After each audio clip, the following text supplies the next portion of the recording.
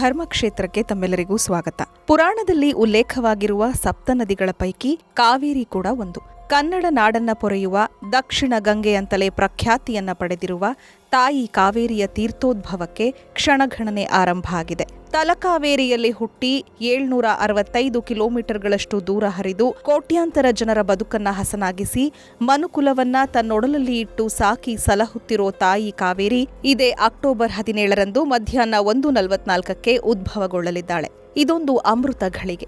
ಈ ತೀರ್ಥೋದ್ಭವವನ್ನ ಕಣ್ತುಂಬಿಕೊಳ್ಳೋದಕ್ಕೆ ಕೊಡಗು ಸೇರಿದ ಹಾಗೆ ನಮ್ಮ ರಾಜ್ಯದ ಜನ ಮಾತ್ರ ಅಲ್ಲ, ತಮಿಳುನಾಡು, ಕೇರಳದಿಂದಲೂ ಕೂಡ ಸಹಸ್ರಾರು ಮಂದಿ ಭಕ್ತರು ತಲಕಾವೇರಿಗೆ ಆಗಮಿಸಲಿದ್ದಾರೆ. ತಲಕಾವೇರಿನಲ್ಲಿ 17ನೇ ತಾರೀಕು 1:44 ಕಾವೇರಿ ತೀರ್ಥೋದ್ಭವ ಆಗುತ್ತೆ. ಅದು ಕೂಡ ನಮ್ಮ ಮುಜರಾಯಿ ಇಲಾಖೆಗೆ ವ್ಯಾಪ್ತಿದಾಗೆ ಬರ್ತಕ್ಕಂಥ ಒಂದು ಸ್ಥಳ. ಮತ್ತು ನಮ್ಮ ಪನ್ನಣ್ಣವರು ಸುಮಾರು 2 ವರ್ಷಗಳಿಂದಲೂ ಕೂಡ ಈ ಕಾರ್ಯಕ್ರಮದ ನೇತೃತ್ವ ವಹಿಸಿಕೊಂಡು ಫ್ರೀ ಬಸ್ಸಸ್ಸು ಕೂಡ ಹಾಕ್ಸಿದ್ದಾರೆ. ಮತ್ತು ನಮ್ಮ ಇಲಾಖೆ ವತಿಯಿಂದ ಕೂಡ ಆಗುವ ಖರ್ಚು ವೆಚ್ಚಗಳನ್ನು ನಾನು ಈ ಇಲಾಖೆ ಸಚಿವನಾದ ಮೇಲೆ 2 ವರ್ಷದಿಂದ ಕೊಡ್ತಾಯಿದ್ದೀವಿ. ಈ ವರ್ಷ ಕೂಡ ಕೊಡ್ತೀವಿ. ವಿಶೇಷವಾಗಿ ಕೊಡಗು ಜನಕ್ಕೆ ಈ ಒಂದು ಕಾರ್ಯಕ್ರಮ ಅತ್ಯಂತ ಒಂದು ಭಾಳ ಭಕ್ತಿಯಿಂದ ಗೌರವದಿಂದ 106 ವರ್ಷದಿಂದ ಮಾಡಿಕೊಂಡು ಬರ್ತಾಯಿದ್ದಾರೆ. ಬಂದು ಈ ಕಾರ್ಯಕ್ರಮದಲ್ಲಿ ಎಲ್ಲರೂ ಕೂಡ ಭಾಗವಹಿಸಿ ಕಾವೇರಿ ತಾಯಿ ಆಶೀರ್ವಾದ ಪಡೆಯಿರಿ ಅಂತ ಕೇಳ್ಕೊಳ್ತೇನೆ. ಕರ್ನಾಟಕ ಮತ್ತು ತಮಿಳುನಾಡಿನ ಜನಕ್ಕೆ ಕಾವೇರಿ ಕೇವಲ ನದಿಯಲ್ಲ, ಆಕೆ 2 ರಾಜ್ಯಗಳ ಕೋಟ್ಯಾಂತರ ಜೀವಗಳನ್ನ ಪೊರೆಯುವ ತಾಯಿ. ಹಾಗಾಗಿನೇ ಆಕೆಯನ್ನ ದೇವಿಯ ರೂಪದಲ್ಲಿ ಆರಾಧಿಸಲಾಗುತ್ತೆ.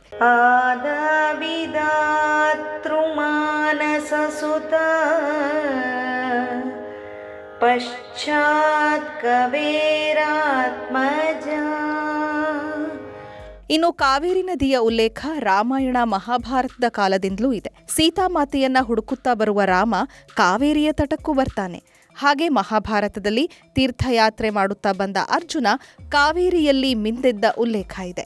ರಾಜಸೂಯ ಯಾಗದ ಸಮಯದಲ್ಲಿ ದಕ್ಷಿಣದ ಕಡೆ ಬರುವ ನಕುಲ ಕಾವೇರಿಯ ತಟಕ್ಕೆ ಬಂದಿದ್ದ ಅಂತ ಹೇಳಲಾಗುತ್ತೆ. ಈ ಕಾವೇರಿಯನ್ನ ಕವೇರ ಮುನಿಯ ಮಗಳು ಅಂತಲೂ ಮಹಾಮುನಿ ಅಗಸ್ತ್ಯರ ಪತ್ನಿ ಅಂತಲೂ ನಂಬಲಾಗುತ್ತೆ. ಕವೇರ ಕನ್ಯಾ ಕಪಿಲೋದ ಬಿಂದು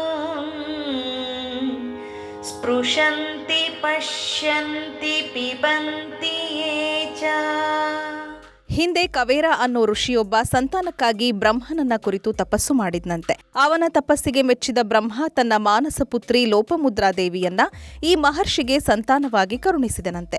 ಬ್ರಹ್ಮದೇವನ ಕಾರುಣ್ಯದಿಂದ ಹುಟ್ಟಿದ ಈ ಮಗಳನ್ನ ಕವೇರ ಮುಂದೆ ಅಗಸ್ತ್ಯ ಮಹಾಮುನಿಗೆ ಕೊಟ್ಟು ವಿವಾಹ ಮಾಡ್ತಾನೆ. ಅದೇ ಸಂದರ್ಭದಲ್ಲಿ ಈ ಭಾಗದಲ್ಲಿ ಭೀಕರ ಕ್ಷಾಮ ಕಾಣಿಸಿಕೊಳ್ತು. ಆಗ ಲೋಪಮುದ್ರಾದೇವಿ ಬ್ರಹ್ಮನನ್ನ ಕುರಿತು ತಪಸ್ಸು ಮಾಡಿದ್ಲು. ಈ ನೆಲದ ಕಷ್ಟ ಪರಿಹರಿಸುವ ಶಕ್ತಿಯನ್ನ ಬೇಡಿದ್ಲು.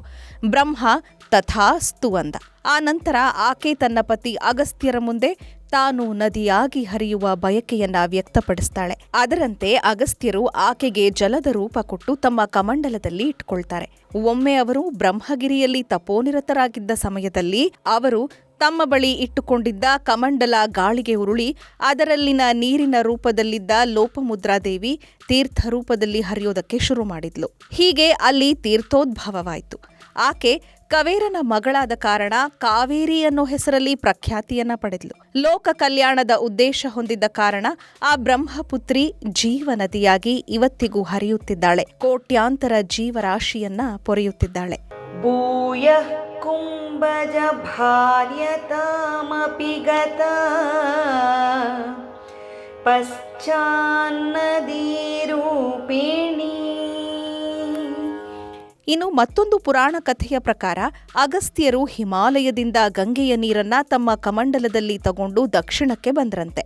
ಆ ಸಂದರ್ಭದಲ್ಲಿ ಇಲ್ಲಿ ಕ್ಷಾಮ ಇತ್ತು. ಅದರ ನಿವಾರಣೆಗಾಗಿ ಕವೇರ ಅನ್ನೋ ಮುನಿ ತಪಸ್ಸು ಮಾಡುತ್ತಿದ್ದ.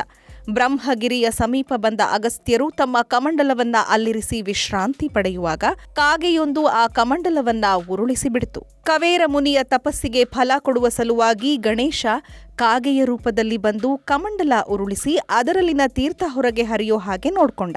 ಹೀಗೆ ಅಲ್ಲಿ ಕಾವೇರಿ ನದಿಯ ಉಗಮ ಆಯ್ತು ಅನ್ನೋದು ಮತ್ತೊಂದು ಕತೆ. ಆಕೆ ಕವೇರನ ಮಗಳು ಅಥವಾ ಕವೇರ ಮುನಿಯ ತಪಸ್ಸಿನಿಂದ ಹರಿದವಳು. ಹೀಗಾಗಿ ಕಾವೇರಿ. ಅಗಸ್ತ್ಯರು ಹಿಮಾಲಯದಿಂದ ತಂದ ಗಂಗೆ ಈಕೆ. ಹೀಗಾಗಿ ದಕ್ಷಿಣ ಗಂಗೆ ಅನ್ನೋ ಹೆಸರು ಪಡೆದ್ಲು ಅನ್ನೋದು ನಂಬಿಕೆ. ಹಾಗೆ ಪ್ರತಿ ವರ್ಷ ತುಲಾ ಸಂಕ್ರಮಣ ದಿನ ಆ ತಾಯಿ ಇಲ್ಲಿ ಉದ್ಭವಗೊಳ್ತಾಳೆ, ಸಂಭ್ರಮಾಚರಣೆಗೆ ಕಾರಣ ಆಗ್ತಾಳೆ.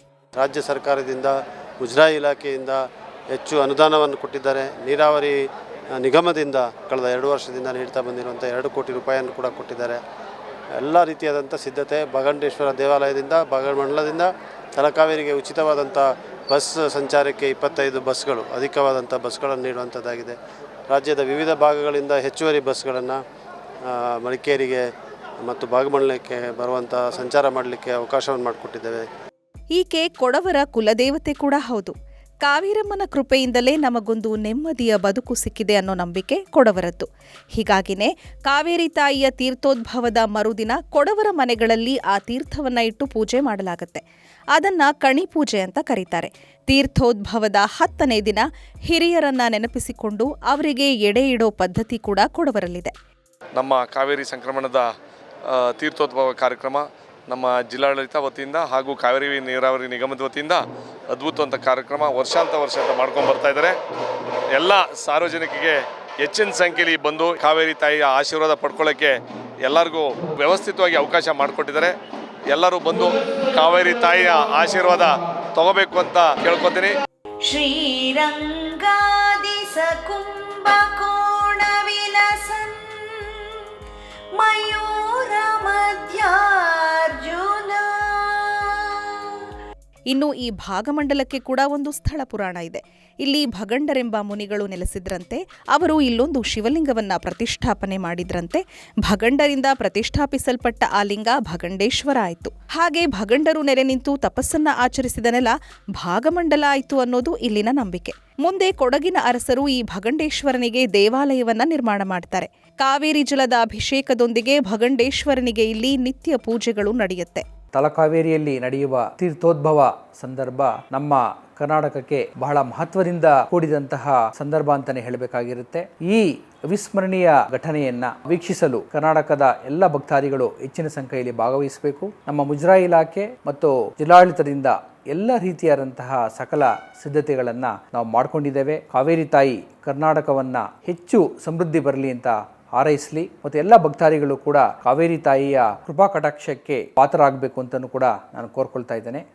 ಇನ್ನು ತೀರ್ಥೋದ್ಭವದ ದಿನ ಆ ತಾಯಿಯನ್ನ ಸ್ವಾಗತಿಸೋದಕ್ಕೆ ಮುಜರಾಯಿ ಇಲಾಖೆ ಹಾಗೂ ಜಿಲ್ಲಾಡಳಿತಗಳಿಂದ ಎಲ್ಲಾ ಸಿದ್ಧತೆಗಳನ್ನು ಮಾಡಿಕೊಳ್ಳಲಾಗಿದೆ. ಹಾಗೇನೆ ತೀರ್ಥೋದ್ಭವದ ನಂತರ ತಲಕಾವೇರಿ ಮತ್ತು ಭಾಗಮಂಡಲದಲ್ಲಿ 1 ತಿಂಗಳ ಕಾಲ ಜಾತ್ರಾ ಮಹೋತ್ಸವ ನಡೆಯುತ್ತೆ. ಅದಕ್ಕೆ ಬೇಕಾದ ಎಲ್ಲಾ ವ್ಯವಸ್ಥೆಗಳನ್ನು ಕೂಡ ಜಿಲ್ಲಾಡಳಿತ ಮಾಡ್ತಾ ಇದೆ. ಭಾರತದಲ್ಲಿ ಗಂಗೆಗೆ ಎಷ್ಟು ಪ್ರಾಮುಖ್ಯತೆ ಇದೆಯೋ ನಮ್ಮ ಕಾವೇರಿ ತಾಯಿಗೂ ಅಷ್ಟೇ ಪ್ರಾಮುಖ್ಯತೆ ಇದೆ. ಈ ಬಾರಿ ಕೂಡ ಸಕಲ ಸಮೃದ್ಧಿಗಳನ್ನ ಕರುಣಿಸಿ ಈ ನೆಲವನ್ನ ಸದಾ ಹಸಿರಾಗಿಡುವಂತೆ ಆಕೆಯನ್ನ ಪ್ರಾರ್ಥಿಸೋಣ. ಕಾವೇರಿ ತಾಯಿಯ ಜಲಮೂಲಗಳನ್ನ ಮತ್ತು ಇಡೀ ನದಿಯನ್ನ ಮಲಿನ ಮಾಡದೆ ಕಾಪಾಡುವ ಪ್ರಯತ್ನವನ್ನೂ ಮಾಡೋಣ.